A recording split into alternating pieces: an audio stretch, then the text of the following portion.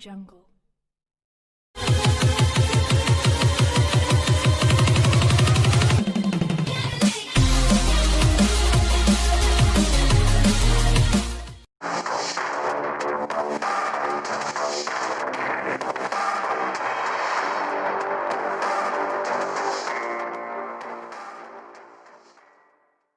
Assalamualaikum, jumpa lagi bersama channel AATV bersamaan Bapak Ruspani yang punya channel AATV Desa Kedungdawa Blok Kawolu Siti Kacamatan Gabus Wetan Kabupaten Indramayu Prop Jawa Barat.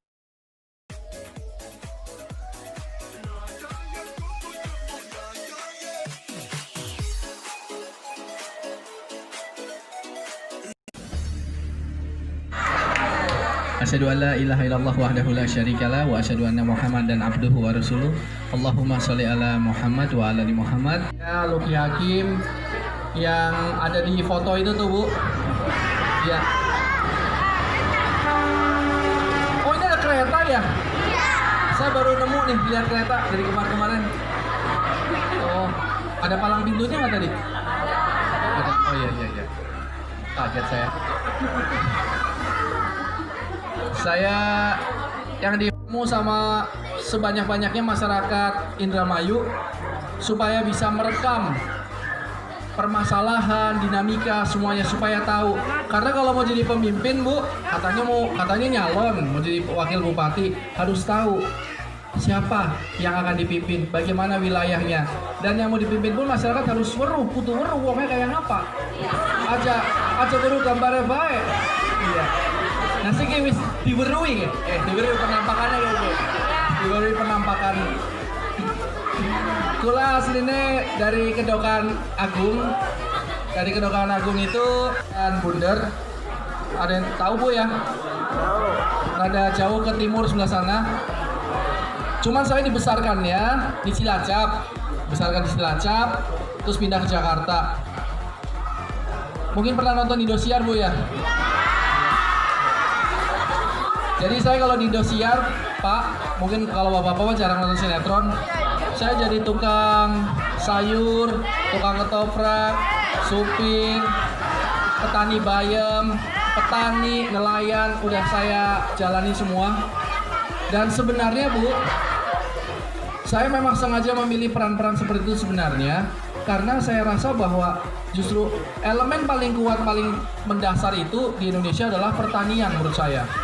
Pertanian dan perikanan, khususnya pertanian, karena KB Wong Indonesia mangannya sega, ya kan? Kalau tidak ada petani, laka sega, Bu. Nah, gitu. Tapi kadang-kadang profesi petani itu termarginalkan, seolah-olah ya, namanya wong tani itu orang makmur, Bu. Petani itu makmur, rumahnya besar buat jemur padi. Tapi kenapa sekarang lama-lama kok ketertarikan anak muda untuk di pertanian semakin menurun? Kalau kita perhatikan ya, Pak, rata-rata yang bertani itu yang sudah mulai umur 40 ke sana, 35 ke sana. Anak-anak yang umur 17 tahun sudah mulai jarang, 18 tahun jarang bertani. Karena tidak tertarik. Saya tanya, saya lakukan survei kecil-kecilan, karena katanya capek di pertanian, capek ke sawah, karena harga jual gabahnya sangat rendah. Nah, ini Pak, tadi Pak Haji Hasan kan katakan bahwa kita punya potensi besar, tapi kalau motivasi anak mudanya tidak tertarik ke sana itu berbahaya, karena nanti tidak ada regenerasi. Kalau orang tua kan makin lama mungkin tenaganya berkurang, mungkin sakit pinggang lama-lama. Kalau anak-anak yang tidak tertarik untuk kembali ke sawah, nanti sabasin terus. Nah, nek Indramayu laka berhasil maning, maka Indonesia bisa ramangan, Bu. Ini lumbung padi nasional di sini. Maka dari itu, saya bersama Mbak Nina punya program yang paling awal adalah meningkatkan kesejahteraan masyarakat pertanian dan penelayan. Gimana cara mesejahterakan? Kan Mas Lugi kan sama Bu Nina utuh wong tani. Saya anggota DPR juga. Mana bisa tahu tentang pertanian. Kalaulah saya dan Bu Nina tidak tahu pertanian, tapi kita bisa menyewa, memanggil ahli-ahli pertanian. Pokoknya saya tidak mau tahu. Uang Indramayu khususnya petani kudu makmur. Itu bisa, Bu. Kita lulus profesor-profesor yang ahli di pertanian secara modern, kita bisa panggil, kumpulkan. Gimana Pak caranya? Kita punya lahan hampir 170 ribu. Artinya begitu banyak yang berprofesi sebagai petani. harus makmur Pak. Apa kendala-kendalanya? Saya orang awam yang istilahnya sering lebih banyak di kota, secara sebentar aja di antara dia sama Mas Aan dan Haji Karmin dan teman-teman itu langsung tahu bahwa permasalahan yang utama di sini adalah air. Air masalah. Padahal nyawane wong tani ya banyu Pak.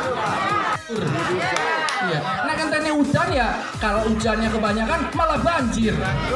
Lah ini gimana makanya? Irigasi saya rasa itu penting sekali untuk kita revitalisasi, kita benahi lagi irigasinya. Garam, luruh garam angel Pak. Angel. Nah, surat gue nanti kita akan permudah insya Allah. Jadi nanti program pertama, selain tentu kesehatan, pendidikan, ekonomi itu penting ya Pak. Tapi saya rasa yang harus dibenahi cepat-cepat itu adalah tentang pertanian Pak. Tentang irigasi, tentang harga gabah yang jeblok.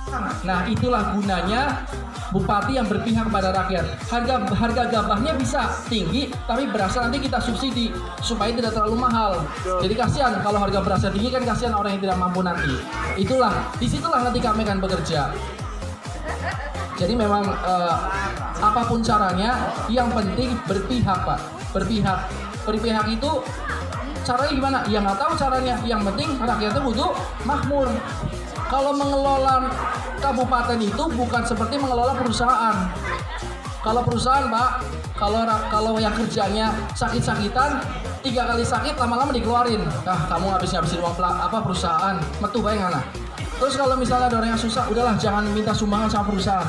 Itu kalau perusahaan, itu tidak boleh seperti itu. Kalau orang sakit ya disembuhin. Kalau banyak orang tidak mampu, dibuat supaya mampu. Uang itu dikumpulin setiap tahun. Nah ini tadi Pak Haji Kasar bicara tentang kemakmurannya. Sekarang saya mau mengkritisi tentang kebijakan keuangannya.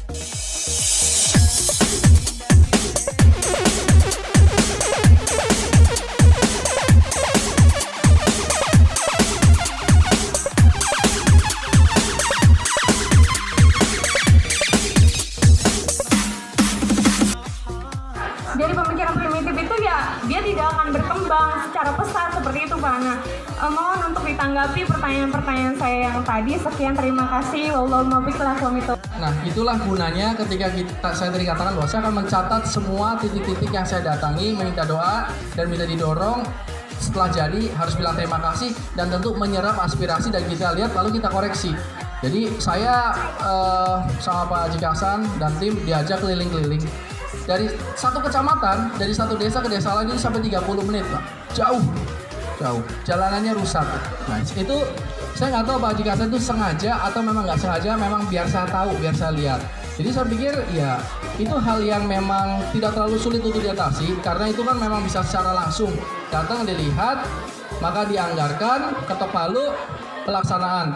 Cuman ini kalau kita berandai-andai semoga Allah meridhoi dilantik di 2021, maka 2021 itu kita belum bisa berbuat apa-apa karena masih pakai anggaran yang sebelumnya Pak. Itu kan begitu kan, anggaran sebelumnya. Maka Pak, itu sudah mulai bisa dikerjakan. Paling tidak di 2021 tuh saya akan kelilingi lagi titik-titik yang kemarin saya datangi untuk minta restu, maka akan saya inventarisir usulan-usulannya. Insya Allah di 2022 bisa mulai dikerjakan. Gitu. Bisa sekitar, kalau mau saya bacakan 99 ini kayak Asmaul Husna, panjang sekali.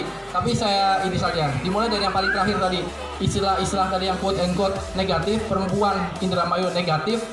Ibu saya orang Indramayu. Saya selalu tersinggung setiap lagi nongkrong di Jakarta, lalu pada ketawa, cowok-cowok di sana. Woi, cewek Indramayu, hahaha, ketawa. Saya pura-pura ketawa, tapi sebenarnya saya menangis dalam hati. Ibu saya orang Indramayu yang melahirkan saya gitu loh. Itu satu pukulan yang luar biasa. Tapi setelah saya investigasi, ternyata banyak juga hal-hal orang yang melakukan hal itu sebenarnya bukan orang Indramayu. Ditanya, asalnya mana Mbak? Indramayu. Indramayu mana?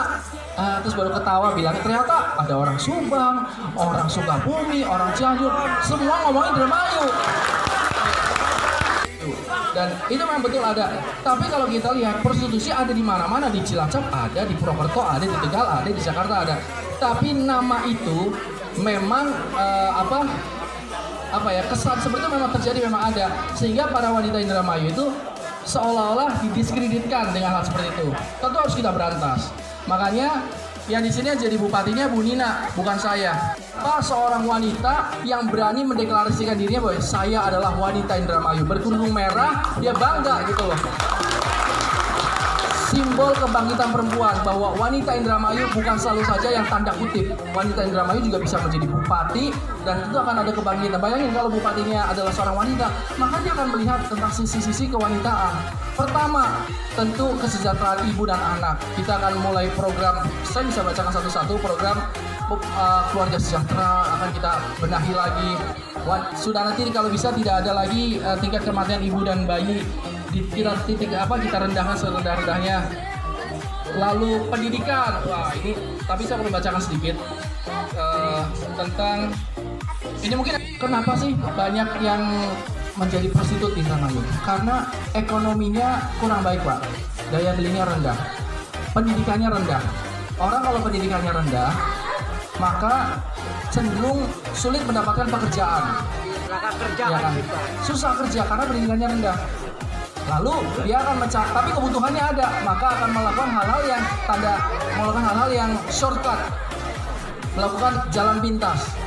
Sebenarnya kalau boleh memilih, Pak, kalau kita tanya wanita yang melakukan hal seperti itu, yuk, nek anak pilihan, pilih mana?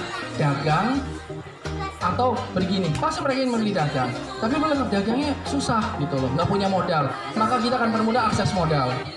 Lalu tanya, kenapa nggak kerja? Lah saya cuma lulusan SD, bahkan ada tidak lulus SD. Kalau pengen bisa kerja di pabrik atau bisa kerja di PT, nggak ada Pak. Pada takut berinvestasi di Indramayu, pada pergi. Sementara kalau kita lihat Kerawang, kita lihat di tempat lain itu industri itu banyak, Pak. Saya akan mempermudah investasi di Indramayu supaya banyak pabrik-pabrik tanpa mengganggu lahan pertanian, karena kita masih punya lahan nganggur banyak sekali. Kita undang investor-investor membuat pabrik-pabrik, lalu kita syaratkan pabrik di Indramayu, saya, Bupati, dan SKPD semuanya tidak akan memungut apapun pungutan liar, bahkan kami akan kasih diskon pajak atau cuti pajak beberapa tahun. Tapi syaratnya KTP orang yang kerja harus KTP orang Indramayu. Nanti mereka bilang gini, lulus SD, ya nggak apa-apa, tunggu kamu kan bikin pabrik nggak hari ini buka langsung jadi kan, bangun dulu segala macam itu bisa sampai 3 tahun kan, maka kita buatkan SMK-nya. Program SD sampai SMP saat ini memang sudah gratis ya Pak, tapi kan masih ada kadang-kadang ada pungutan-pungutan lain. Nah itu yang akan kita hilangkan, itu akan kita hilangkan semuanya.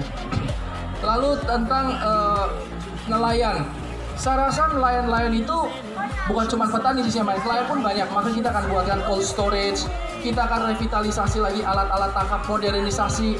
Lalu banyak sekali sungai-sungai muara, sungai-sungai yang ke laut itu sudah mulai pada dangkal, Pak.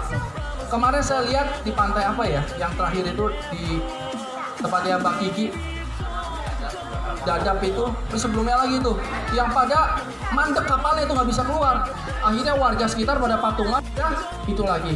Maka kita akan Tegalagung. Maka kita akan coba untuk bikin turap, terus kita dalami dan kita bikin pemecah ombak. Itu memang uang banyak Pak, bikin pemecah ombak itu sangat mahal. Tapi kan itu tadi, adanya Pak Haji Kasan ini kan bisa menarik uang provinsi, bisa datang ke sini dan dipatungan sama Pak Ono nanti.